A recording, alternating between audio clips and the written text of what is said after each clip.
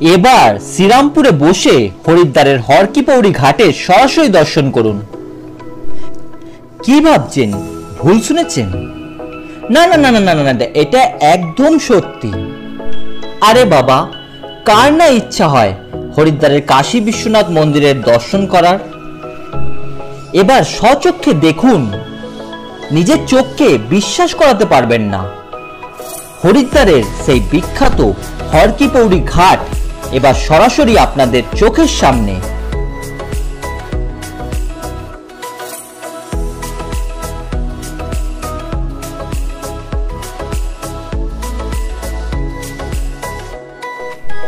হুগলির শ্রীরামপুর ২৭ নম্বর ওয়ার্ডের নেতাজি মোড় সার্বজনীন দুর্গোৎসব কমিটির পুজোয় মানুষের সামনে এবার তারা তুলে ধরতে চলেছে হরিদ্বারের হরকি-পৌড়ি ঘাট, সেই বিখ্যাত ঘাট যেখানে বহু মানুষ ভগবান বিষ্ণু স্মরণ করতে করতে স্নান করেন।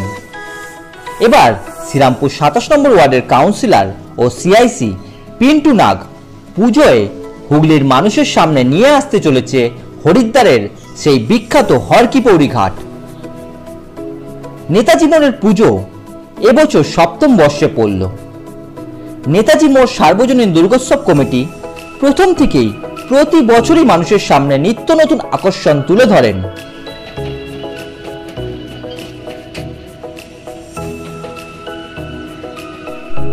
এর আগেও ২০২২ সালে তারা বেনারস ঘাট করে দর্শকদের নজর কেড়েছিল। এবছরও তার ব্যতিক্রম ঘটল না। সিআইসি পিন্টু নাগ বরাবরই গরিব দুস্থ মানুষদের পাশে থাকেন, এমনকি প্রতি বছর ২৩শে জানুয়ারির দিন হাজার হাজার মানুষের হাতে উপহার তুলে দেন। এছাড়াও করোনার সময় অ্যাম্বুলেন্স থেকে শুরু করে বহু পরিষেবা দিয়ে মানুষের পাশে থেকেছেন।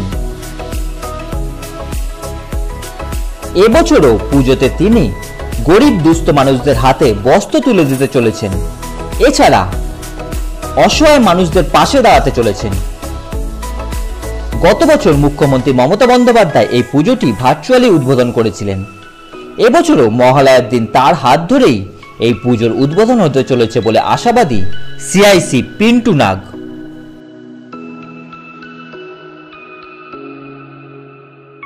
বলছি দাদা, আপনাদের এই পুজোটা কত বছর হলো এবছর? আমাদের এই ৭ম বছরে আমাদের পুজো নেতাজি মোড় সার্বজনীন দুর্গোৎসব কমিটি। এবছরে আমাদের ভাবনা হরিদ্বারের হরকি-পৌড়ি ঘাটের আদলে আমাদের মণ্ডপ।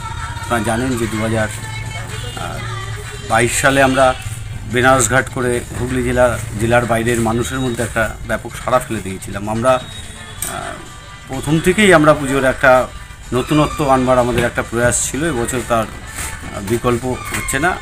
এবছরও আমরা আমাদের পুজো মণ্ডপের ভাবনায় রেখেছি হরকি-পৌড়ি ঘাট।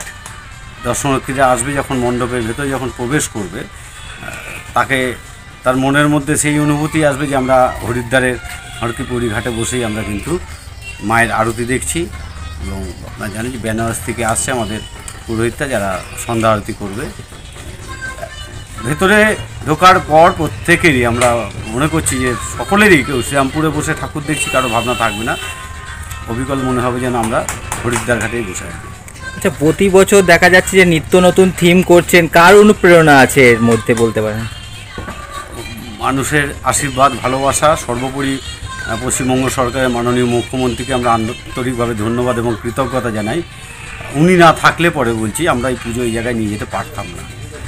কোভিড পিরিয়ড থেকে যে জায়গায় আমাদের চলে গেছিলো, পুজো একটা সময় করবার মতো অবস্থায় ছিল না, কিন্তু উনি যেভাবে আমাদের এই পুজো কমিটি শুধু নয় সারা পশ্চিমবঙ্গের সমস্ত ছোট ছোট পুজো কমিটির পাশে থেকে যেভাবে আর্থিক অনুদান সহ অন্যান্য ক্ষেত্রেও যে সমস্ত সুযোগ সুবিধা করেছে বাংলা তথা বাঙালির এই ঐতিহ্যমণ্ডিত দুর্গোৎসবকে ভালো করবার জন্য।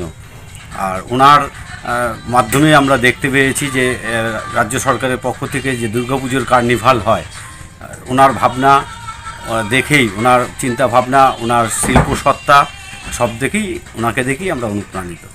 গত বছর দেখা গেল যে আপনারা ওই পাশের মানে নেতাজি মোড়ের পাশে যে মাঠটা, সেখানে পুজো করলেন, এবছর আবার এখানে, ওইটা কি বিষয়? আসলে থিমের কনসেপ্ট অনুযায়ী তো জায়গা আমাদের, যেহেতু এখানে জায়গাটাও আছে, জলাধার নতুনভাবে না কেটে যে জলাধারটা আছে সেটাকে ব্যবহার করেই আমাদের পুজোর চিন্তাভাবনা। আচ্ছা, গত বছর তো আমরা দেখেছিলাম যে মুখ্যমন্ত্রী মমতা বন্দ্যোপাধ্যায় ভার্চুয়ালি উদ্বোধন করেছিলেন আপনার পুজো মণ্ডপটাকে। এবছর কি চিন্তা করছেন, মানে তিনি কি উদ্বোধন করবেন নাকি? এখনও পর্যন্ত আমাদের কাছে যা খবর আছে, উনি হুগলি জেলার যে পুজোগুলো উদ্বোধন করবেন, আমাদের পুজোটাও তার মধ্যে আছে।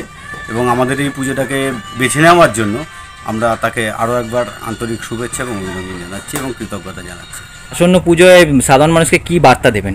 আমি সকলকে বলবো 2024-এর শারদীয় উৎসবের প্রাককালে আমি আপনাদের মাধ্যমে সকল দর্শনার্থী এবং আপনাদের সকল দর্শকবৃন্দকে জানাই শারদীয়ার প্রীতি শুভেচ্ছা এবং অভিনন্দন। উৎসবের দিনগুলো আমরা সবাই পরিবার পরিজন মিলে আনন্দ উৎসবের মধ্যে কাটাবো এবং সবাই আনন্দের মধ্যে থেকে আমরা আমাদের উৎসব পালন করব। সকলকে আরও একবার শারদ শুভেচ্ছা এবং অভিনন্দন। ঠিক আছে, আপনার নাম? আমি পিন্টু নাগ, সহসভাপতি, শ্যামপুর শহর তৃণমূল কংগ্রেস।